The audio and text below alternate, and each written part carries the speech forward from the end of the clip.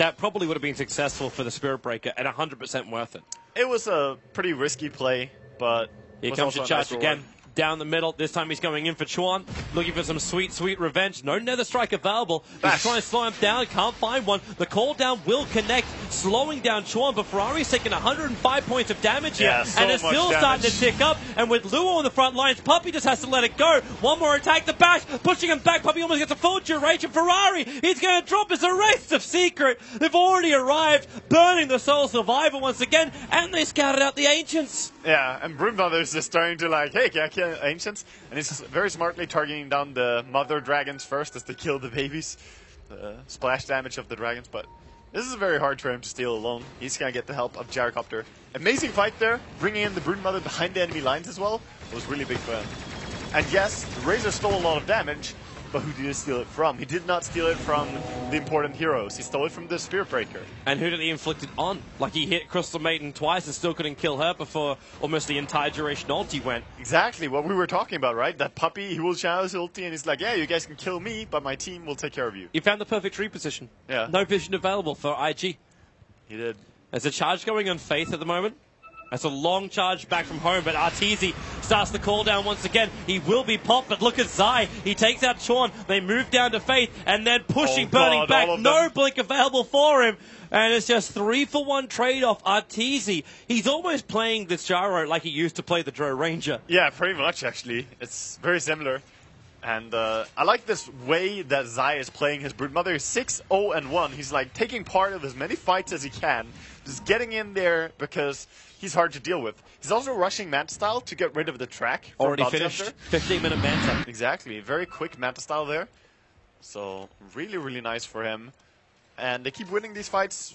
A lot of it is attributed to the Broodmother. Well, she's always there at the right time. And man, it actually kind of like gives me also flashbacks to the way that EG, like I know that's actually when TZ was playing his Drow Ranger in the mid, but the way like Sumail gets killed and then like, yeah, we're winning right now. Then you realize, oh wait, there's two other cores in this game that are doing some heavy lifting. Exactly. And you've already got you got a Viper with a mech. Treads and Ring of Aquila 15 minutes in, and you can buy the point booster as well. So the Act is rapidly approaching, and the highest net worth is 8.4k on a Broodmother. Yeah, and as you said, the Aghanims will be amazing in this game as well, because against a Viper, against a Razor, against a Bristleback, putting that ulti on them, slowing them down so much is really, really good. Two smokes now going in, and they actually smoke into each other. Fate's going to break it. He's actually invis at the moment, but then it does. With the Frostbite, you might have your track going, but they just instantly pick off the Bounty Hunter and retreat back out again in Victus Gaming. Now, Luo is visible underneath the Radiant Observer Ward, but really, Secret don't care that much. They're here for the Tier 1 tower on bot lane. Yeah, Secret, I mean, not the biggest pickoffs to find the Bounty Hunter there, but they'll take it. I mean, both teams use the smoke, and they get a kill out of it, and nothing else happens. They're going to be able to maybe pressure this tower bottom, meanwhile, having a Broodmother on top. Yeah, and that's probably like the more critical point of the statement. In fact, you've got pressure on the bottom lane to the Tier 1 tower. IG, if you rotate too many people down here to deal with this, the Brood just takes your top tower. Yeah. And then who have you got that can still battle directly against the Broodmother? They don't have anyone that can really solo against the Broodmother at this point. I think S4's realized that he went a hand of Midas 17 minutes in. That's fine, actually. On Viper, this is one of the heroes that you can go for a later Midas, just so that you stay relevant. Because you have your mech, that's very crucial, getting that up nice and early so you can win the team fights. But after that, it's really only about building attack speed and farming tools. So Yasha is normally the item, but Midas works just as fine. Faith is in a very, very tight position. He's between two different sentry wards already inside. Yeah, they would love it. He sees them. Like, look, it's so awkward. Well, he knows. Looking to the left, they have an observer ward. He's got 2 cents of himself, and yeah, that observer ward to seeing all. But the Radiant Observer Ward from Secret in the lane also sees just as much. They throw it on the Sentry Ward, but it's too far away. So the charge begins, and Faith hangs around a little bit too long. Kuro doesn't commit, however. He'll get tracked up, and then they just hold back. He's just going to back off. Meanwhile, there's a big Brood army on the top lane as well. So if they can just mount some pressure on bottom, Viper finding a DD rune here on top lane as well is very nice for him. Actually, I can't believe no one made a Spiderling plushie for the TI store. Just came to mind. Like, we got a little puck head, but where are my little broodlings? Do you want to rest your head on this spider? I think you would, man. Especially when it looks that cute. I haven't actually seen it, so I'm not going to judge. It looks nice. But yeah, Zai's just taking all the farm out from IG2. So even if you want to pop over, like, you're looking at Burning as another Queen of Pain trying to rush a Scythe of Ice, but you're not going to find your last 2700 without putting yourself at high risk. I mean, S4 had his by now, just saying. S4 also had possibly the fantastic, like the greatest start of ever, where this Queen of Pain is 117. Yeah, that's true. That's true. It's different games. Faith sees the sentry. What he wants to get rid of this. That is actually a very interesting stat. Average freezing field damage per player normally is around 1490, whereas Puppey more than doubles that in his average game. That is pretty cool. That might also be because of the people he plays with. I mean, like, you know, I don't want to care about the Crystal Maiden. I want to care about everyone else that's trying to kill me. Yeah, it could definitely be so. Other than him, I will also say that Ake is one of the players that understand how to position your Crystal Maiden so that you get really, really high value out of the freezing field. Because it's all about, as you said last fight, hiding between the trees, trying to put yourself where you're not in vision, and starting off the ulti. People will just realize, oh wait, I'm dying. Where's that frosty bitch? Zai. Faith's right behind him, so at least that'll reveal it, but they've got no way to kill him. Like, even if they try. Yeah, it's too hard. Since he has the Manta style available at all times as well, he can always just remove the track or Yep, he's going whatever. for Ferrari. That's a big Spiderling army right behind him. Starts off with the Insatiable Hunger, and Ferrari just so low. The Spires are chasing down a little bit further, but they move back over to Chuan. Sai going to get himself a little bit further away, but then again, he's going to kill Ferrari. 1 second and spawn Spiderlings. He just wants to regen. So hide in the tree lines. Ferrari will TP himself out to safety. And now Zai, with a little bit of time, he can actually kill off Chuan when Chuan retreats. This is actually hilarious. He would probably have killed him, actually, if he just held on to spawn Spiderling a little bit longer. Because it's a Razor, there goes the Purge. You get purged. And now Zai. Sees him? No, he's still on the other side of the tree line. He doesn't have vision there. Yeah. But bottom lane, they have vision there. Charge coming on Burning, so they can keep the vision when he blinks away. And that means you can get range of the Frostbite from Puppey, and that'll cancel the TP out. Burning, dead to the world.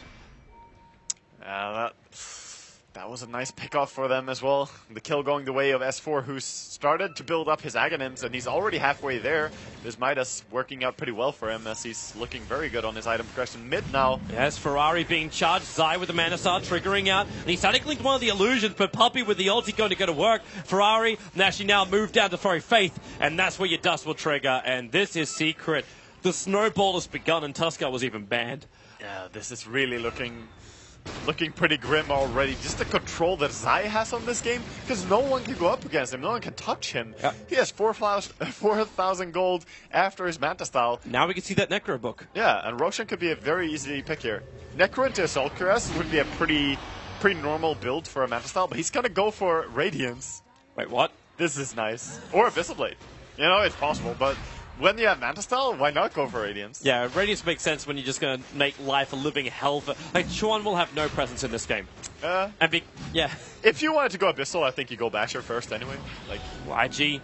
They're coming in to contest Roshan, but Roshan already dead before it starts. Call down. Luo well far out of position, and they're getting on multiple sides. We can't just keep his back turned on the entire time. Sonic Wave will fly, even a double damage rune. Arteezy bolts it up. He'll actually lose the Aegis to the Immortal. But he kept the DD. He did keep the DD. Oh, Spirit Breaker keeping up here, chasing after Burning, almost getting him 17. No chance for the 17%, but he can stay on the back of Faith. But he does have Dust of Albor, so the second Faith goes invis, he can trigger that. But the distance, charge, he needs vision again, and he lost it. Yeah. Faith actually able to have time on his side this time. They know roughly where he is. He's going to try the YOLO Dust, but it does not hit him. Right. And he's probably going to run away from Maybe trying to put a gem on the Viper. It could be. Oh, the courier's coming in here. Does he see it? He sees it now. He's got to turn. He goes for it. He got it. Got him. Sanjiasha was delivered at least to the gyrocopter, but they don't have enough vision against this bounty hunter. So, Faith doing a lot of work here. Is there a sentry? There's a sentry on the other side of the river. Yeah. But that's it. And Puppey, he's going to try and stack now, and he might think he's just screwed it up, but there's an observer wall that's blocking up that ancient pole. Oh, yeah. So he get actually, no, it doesn't. Oh, what? It doesn't block. It's too far to the west. Oh, yeah. If you place it a little bit to the right, it will actually block. It's misplaced slightly. Oh. That's a very good sentry ward spot, then. If you want to deward the Ancients, that's exactly what you want to put a sentry on, but not the if you want to block the Ancients. No.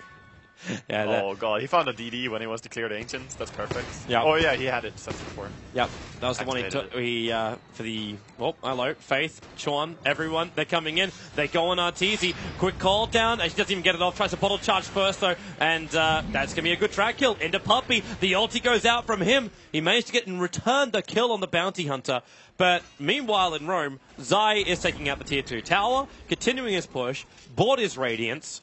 Not finished on him yet. Yeah. But bought it. Yeah, he does have it. And they have to come back. They have bought a new courier, bought a walking courier, and it's going to deliver the Aghanims to S4. He can't wait for that old courier to respawn. Time for a new one. It's a cheapie. Yeah, it's just a temporary thing. Shout out to all the Pinoys. Love them. Pinoy Dota? That's the strat, man. Dude, I had double like courier strat. 3 bottles and 5 couriers, just slingshotting all that. That's the meta. Alright, so we get a Vladimir's offering completed off the Spirit Breaker as well.